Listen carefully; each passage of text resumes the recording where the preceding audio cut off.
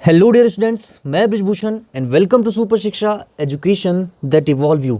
हम पढ़ रहे हैं क्लास 10 साइंस चैप्टर नंबर 3 धातु एवं अधातु, मेटल एंड नॉन मेटल्स।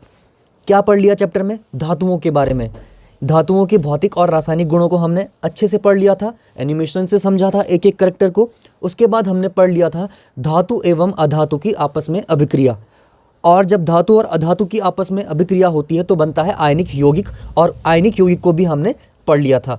तो आज के वीडियो लेक्चर में हम जो पढ़ने वाले हैं वो टॉपिक है अधातु यानी नॉन मेटल्स। अधातु के पढ़ने के बाद हम पढ़ लेंगे इस चैप्टर में धातुओं का निष्कर्षण और फिर चैप्टर फिनिश। तो बहुत कम टॉपिक अब चैप्टर में बचे हैं।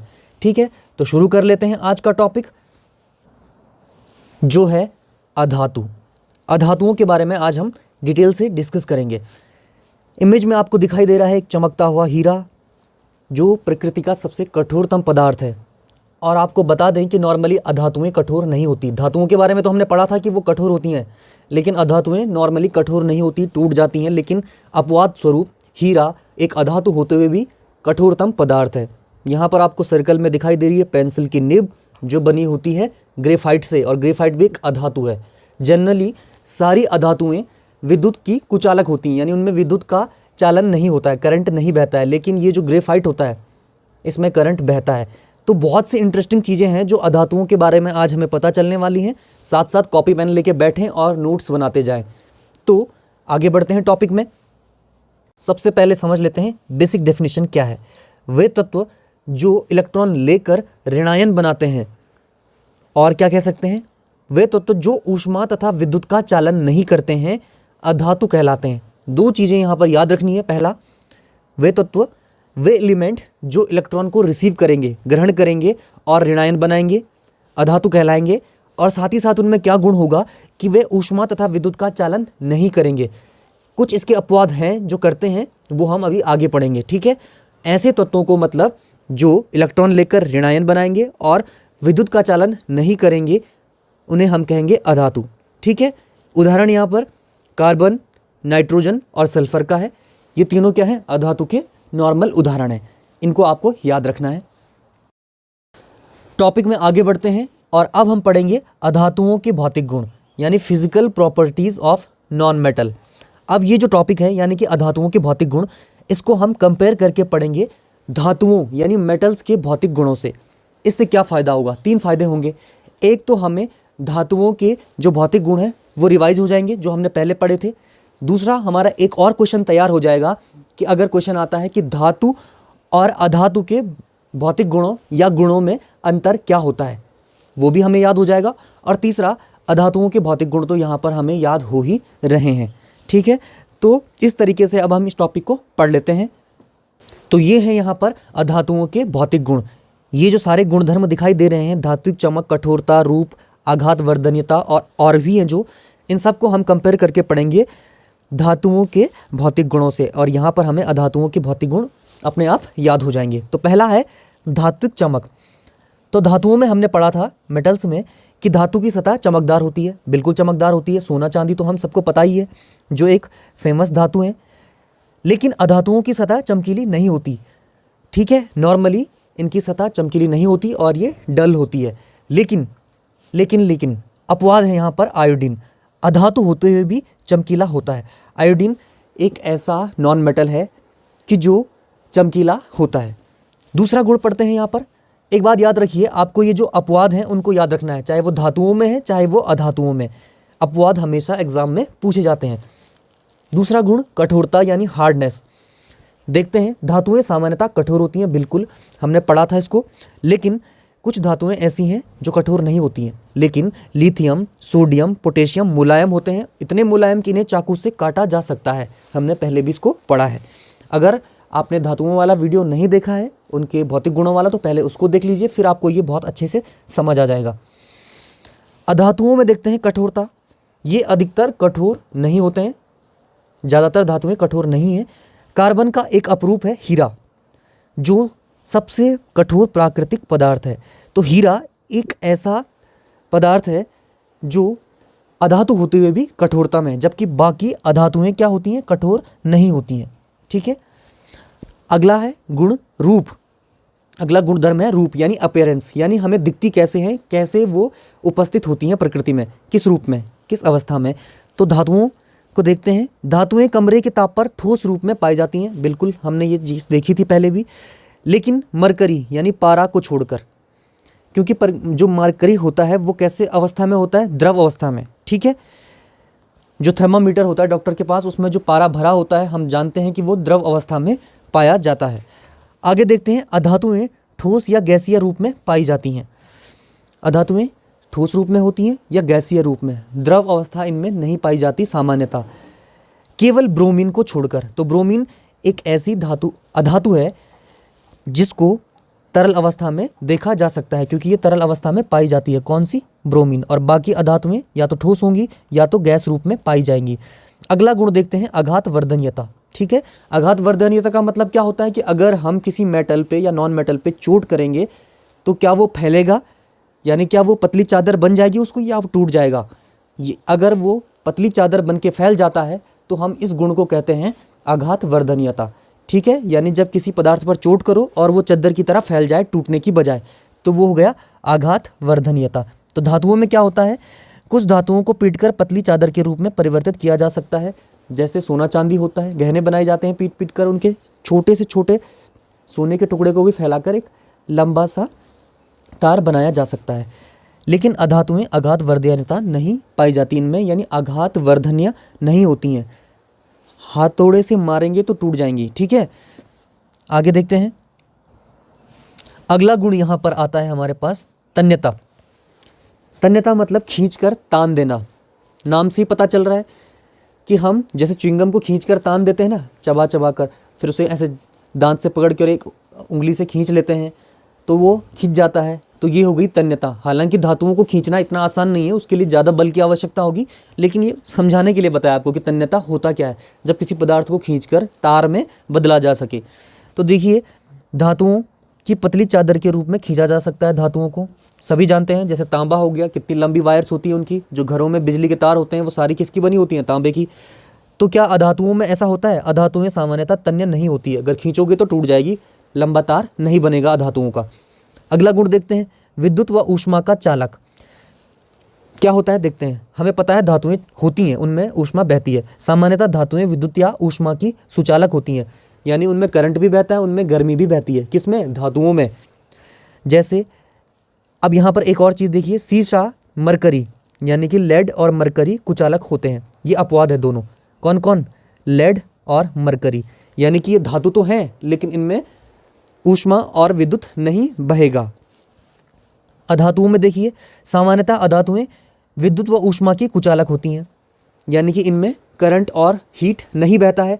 लेकिन ग्रेफाइट, पहले भी बताया था मैंने, ग्रेफाइट क्या होता है, सुचालक। कहाँ पाया जाता है, जो आप पेंसिल यूज़ करते हैं उसकी जो निब होती है वो बनी होती है ग्रेफाइट की, और वो अधातु होते हुए भी, यानी नॉन मेटल होते हुए भी सुचालक है किसकी, करंट और हीट के लिए, यानी उसमें करंट भी बहेगा और हीट यानी ऊष्मा भी। अगला गुणधर्म देखते हैं, घनत्व यानी डेंसिटी। धातुओं में सामान्यतः अधिक घनत्व व उच्च गलनांक क्या होता है, डेंसिटी ज़्यादा होती है धातुओं की, यानी पास पास उनके कण जो होते हैं मौजूद होते हैं, और उनके जो गलनांक होते हैं, यानी कि जिस बिंदु पर कोई धातु गलना शुरू करेगी वो बहुत ऊंचा होगा, यानी बहुत ऊंचे ताप पर कोई धातु पिघलना शुरू करेगी, और उसका घनत्व भी क्या होता है, धातुओं का बहुत अधिक होता है, ठीक है। घनत्व अधिक होने का मतलब है कि कम सरफेस एरिया में ज़्यादा उसके पार्टिकल मौजूद होते हैं, ठीक है। अब देखिए, सोडियम और पोटेशियम ऐसी धातुएं हैं जिनका घनत्व कम होता है और गलनांक भी कम होता है। तो ये दोनों अपवाद हो गए घनत्व के मामले में। सोडियम और पोटेशियम बहुत ही क्रियाशील धातुएं हैं जो, तो इनका घनत्व भी कम है और इनका जो गलनांक है वो भी कम है। घनत्व कम है मतलब कम सरफेस एरिया में ज़्यादा कण मौजूद नहीं है, ठीक है, कम ही कण मौजूद हैं। अधातुओं में देखिए, सामान्यतः अधातुओं का घनत्व व गलनांक कम होते हैं, जैसे सोडियम और पोटेशियम के है ना, धातु होते हुए भी। लेकिन अधातुओं में सबका ही यही हाल है कि उनके घनत्व भी और गलनांक भी क्या होते हैं, कम होते हैं अधातुओं में, ठीक है। आगे बढ़ते हैं, ध्वनिक यानी कि ध्वनि निकलती है कि नहीं किसी पदार्थ से या तत्व से। देखते हैं अधातुओं और धातुओं में क्या होता है। तो धातुओं में कठोर सतह से टकराने पर आवाज़ पैदा होती है, जैसे हमारी स्कूल की बेल होती है जो, जब उस पर हथौड़े से चोट किया जाता है तो तेज़ ध्वनि निकलती है, बच्चों को सुनाई देता है। अगर वो प्लास्टिक की बनी होती तो क्या आपको सुनाई देती छुट्टी की घंटी? आप तो स्कूल में ही रह जाते। नहीं, तो वो किसकी बनी होती है? धातु की। ठीक है, तो धातुओं से क्या निकलती है? ध्वनि निकलती है। अधातुओं का क्या हाल है? अधातुएं ध्वनिक नहीं होती। अब जो ग्रेफाइट है आपका, जो पेंसिल की निब है, उसको जोर से अगर आप कहीं पे मारोगे तो क्या बहुत तेज़ आवाज़ निकलेगी? नहीं, वो तो टूट जाएगी। तो अधातुओं में क्या नहीं होती? ध्वनि नहीं निकलती है चोट करने पर। अगला गुण है ऑक्साइड। ऑक्साइड मतलब ऑक्सीजन से क्रिया करके जो यौगिक बनता है, ठीक है ना।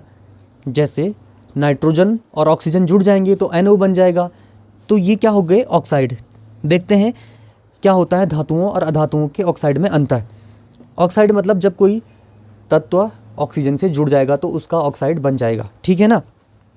देखिए, अधिकतर धातुएं क्षारकीय ऑक्साइड बनाती हैं। क्षारकीय ऑक्साइड मतलब जिसके गुण क्षारीय होते हैं। जैसे MgO, मैग्नीशियम एक धातु है, ऑक्सीजन से जुड़ी तो मैग्नीशियम ऑक्साइड बना दिया, ठीक है। तो ये क्या है? एक ऑक्साइड है। किसका ऑक्साइड है? मैग्नीशियम का ऑक्साइड है, ठीक है। और मैग्नीशियम क्या है? एक धातु है। और जो ये मैग्नीशियम ऑक्साइड बना है, MgO बना है, इसकी प्रकृति कैसी है? क्षारकीय। यानी ये कैसे गुण दिखाता है? एक क्षारक की तरह, एक बेस की तरह।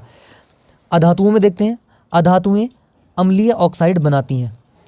यहाँ पर धातुओं को हमने देखा था कि वो क्षारकीय ऑक्साइड बना रही थी। अधातुएं कैसे बनाती हैं? अम्लीय ऑक्साइड, ठीक है। ये याद रखना है आपको, बहुत इंपॉर्टेंट है कि कौन अम्लीय ऑक्साइड बना रहा है और कौन क्षारीय ऑक्साइड बना रहा है।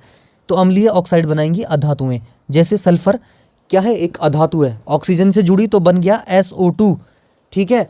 तो SO2 क्या है? एक अम्लीय ऑक्साइड है। इतना आपको समझ में आ गया। तो हमने यहाँ पर लगभग 9 गुणधर्म पढ़े और धातु और अधातु के बीच अंतर भी समझ लिया। धातुओं यानी मेटल्स के गुणों को, भौतिक गुणों को रिवीजन भी कर लिया उनका। और यहाँ पर हमें अधातुओं के गुण भी याद हो गए। तो यहाँ पर ये तीनों टॉपिक आपके क्लियर हो गए। तीनों में से किसी भी तरीके से क्वेश्चन पूछा जा सकता है। धातु के गुण पूछे जा सकते हैं, अधातु के पूछे जा सकते हैं, या फिर दोनों में अंतर भी पूछा जा सकता है। तो आई होप आपको अब ये टॉपिक बहुत अच्छे से क्लियर हो गया होगा। आगे बढ़ते हैं। तो अधातुओं के भौतिक गुणों को याद करने और समझने के बाद अब बारी आती है अधातुओं के रासायनिक गुण पढ़ने की और उन्हें याद करने की। यही याद कर लेंगे आप अगर ध्यान से पढ़ेंगे तो। आगे देखते हैं क्या है इनके रासायनिक गुण। सबसे पहले हमें समझना है ऑक्सीजन यानी वायु से कैसे अभिक्रिया करती हैं अधातुएं। तो अधातु गर्म करने पर या जलाने पर, गर्म करना या जलाना मतलब O2 से अभिक्रिया कराना, ऑक्सीजन से अभिक्रिया करना। क्योंकि कोई भी धातु जब जलती है तो किसकी उपस्थिति में जलती है? ऑक्सीजन की। कोई भी धातु या अधातु किसकी उपस्थिति में जलती है? ऑक्सीजन यानी O2 की। तो अधातु गर्म करने पर या जलाने पर अपने ऑक्साइड बनाती है। जैसे धातुएं बनाती थी ना, वैसे ही क्या बनाती हैं अधातुएं भी। फ़र्क क्या है? अधातुएं कैसे ऑक्साइड बनाती हैं? ज़्यादातर अम्लीय। और धातुएं, मेटल्स कैसे बनाती थी? क्षारकीय। ठीक है, ये याद रखना है आपको। आगे बढ़ते हैं। तो पहले बात करते हैं कार्बन की। एक अधातु है कार्बन। कार्बन को ऑक्सीजन की सीमित मात्रा में यानी कि एक लिमिटेड क्वांटिटी में जलाने पर CO बनती है, यानी कार्बन मोनोऑक्साइड। तो कार्बन को अगर हम लिमिटेड ऑक्सीजन की मात्रा में जलाएंगे तो क्या बनती है? Carbon monoxide. यहाँ पर मैं आपको एक बात बताना चाहता हूँ, कार्बन किस में होता है? कोयले में। अब क्या होता है, कई बार जब सर्दियों में लोग घरों में अंगीठी जला लेते हैं तो क्या होता है, और दरवाजे बंद कर लिए आपने, तो अंदर ऑक्सीजन की मात्रा कम है तो सीमित मात्रा में जल रहा है। कौन जल रहा है? कोयला। कोयले में क्या है? कार्बन। ठीक है, अब कार्बन सीमित मात्रा में जल रहा है ऑक्सीजन की, क्योंकि दरवाजे बंद हैं तो ऑक्सीजन ज़्यादा अंदर है नहीं। कोयला जल तो रहा है, कोयले में कार्बन जल रहा है लेकिन ऑक्सीजन की सीमित मात्रा में। तो कौन सी गैस बनती है? Carbon monoxide. और जिससे किसी व्यक्ति की डेथ भी हो सकती है, मौत भी हो सकती है, क्योंकि ये बहुत घातक गैस है। तो इसीलिए हमें कार्बन की सीमित मात्रा में, ऑक्सीजन की सीमित मात्रा में कार्बन को नहीं जलाना चाहिए, क्योंकि कौन सी गैस बनती है? Carbon monoxide. आगे पढ़ते हैं। कार्बन को अगर ऑक्सीजन की प्रचुर मात्रा में जलाया जाए तब क्या बनती है? CO2 बनती है। ठीक है, तो यहाँ पर हमें याद रखना है कि अगर सीमित मात्रा में हम कार्बन को जलाते हैं, सीमित मात्रा किसकी सीमित मात्रा? ऑक्सीजन की सीमित मात्रा में अगर हम कार्बन को जलाते हैं तो बनती है कार्बन मोनोऑक्साइड। और अगर प्रचुर मात्रा में जलाते हैं तब बनती है CO2। और जो CO2 है ये क्या है? एक ऑक्साइड है। किसका ऑक्साइड है? कार्बन का ऑक्साइड कह सकते हैं इसको। और जो इसकी प्रकृति होगी अम्लीय। बताया था ना अभी कि अधातुएं कैसे ऑक्साइड बनाती हैं? अम्लीय ऑक्साइड बनाती हैं। कार्बन क्या है? एक अधातु। ऑक्सीजन से क्रिया करके इसने बना दी CO2 जो एक ऑक्साइड है। किसका ऑक्साइड है? कार्बन का ऑक्साइड है। और इसकी प्रकृति कैसी है? अम्लीय। याद हो गया? आगे बढ़ते हैं। अब बात करते हैं नाइट्रोजन की। ऑक्सीजन से अभिक्रिया करके निम्न प्रकार के ऑक्साइड बनाती है। तो नाइट्रोजन भी एक अधातु है। नाइट्रोजन एक अधातु है जो ऑक्सीजन से अभिक्रिया करेगी और क्या बनाएगी? ऑक्साइड, और जिनकी प्रकृति ज़्यादातर क्या होगी? अम्लीय होगी। ठीक है, तो नाइट्रोजन जब ऑक्सीजन से मिलती है तो नाइट्रोजन के ऑक्साइड बनाती है। कौन कौन से यहाँ पर सामान्य ऑक्साइड हैं जिनको हमें याद रखना है? पहला हो गया नाइट्रस ऑक्साइड। ठीक है, ये आपके सिलेबस में बहुत डिटेल से नहीं है तो मैंने यहाँ पे समीकरण नहीं लिखी है, बस आपको इसको समझना है। तो नाइट्रस ऑक्साइड जिसको हम क्या कहते हैं? Laughing gas. फॉर्मूला हो गया N2O, और इसकी प्रकृति अम्लीय की जगह क्या होती है? उदासीन। ठीक है, तो यहाँ पर इसकी प्रकृति उदासीन होती है, बल्कि ज़्यादातर ऑक्साइड की प्रकृति क्या होनी चाहिए? अम्लीय। ठीक है, दूसरा ऑक्साइड बनता है यहाँ पे नाइट्रिक ऑक्साइड। ठीक है, यानी NO, इसकी प्रकृति भी उदासीन होती है। तीसरा ऑक्साइड यहाँ पर नाइट्रोजन का बनता है नाइट्रोजन डाइऑक्साइड NO2, इसकी प्रकृति होती है अम्लीय। तो ज़्यादातर जो ऑक्साइड बनते हैं अधातुओं के, उनकी प्रकृति क्या होती है? अम्लीय होती है। यहाँ आपको दिखाई दे रहा है, सिर्फ यहाँ पर दो हैं जिनकी प्रकृति क्या है? उदासीन है। क्षारकीय बिल्कुल नहीं होगी, क्योंकि क्षारकीय ऑक्साइड कौन बनाता है? धातुएं। तो यहाँ पर हमने अधातुओं के रासायनिक गुणों को भी समझ लिया है। अब आपके सिलेबस में अधातुओं के बारे में बहुत डिटेल से नहीं है, जितना रासायनिक गुणों के बारे में हमने धातुओं के लिए पढ़ा था, अधातुओं के बारे में हमें केवल इतना ही याद रखना, उससे ज़्यादा हमें ज़रूरत नहीं है, सिलेबस में है भी नहीं। तो यहाँ पर हमें अधातुओं के भौतिक गुण भी याद हो गए, उनके रासायनिक गुण भी याद हो गए। आज के वीडियो लेक्चर में इतना ही। अधातु के बारे में आज डिटेल से हमने पढ़ लिया। अब जो अगला वीडियो आएगा इसके बाद, उसमें हम पढ़ने वाले हैं धातुओं का निष्कर्षण, और अंत में जो टॉपिक है वो है संक्षारण। तो यानी कि इसके बाद हम इस चैप्टर को करने वाले हैं फिनिश। तो आज का वीडियो आपको कैसा लगा? और अगर आपका कोई डाउट है अधातुओं से रिलेटेड किसी भी क्वेश्चन में तो पूछिएगा, मैं अगले वीडियो लेक्चर में उसका आंसर ज़रूर दूंगा। तब तक के लिए आप पढ़ते रहें और लेते रहें सुपर शिक्षा। Thank you.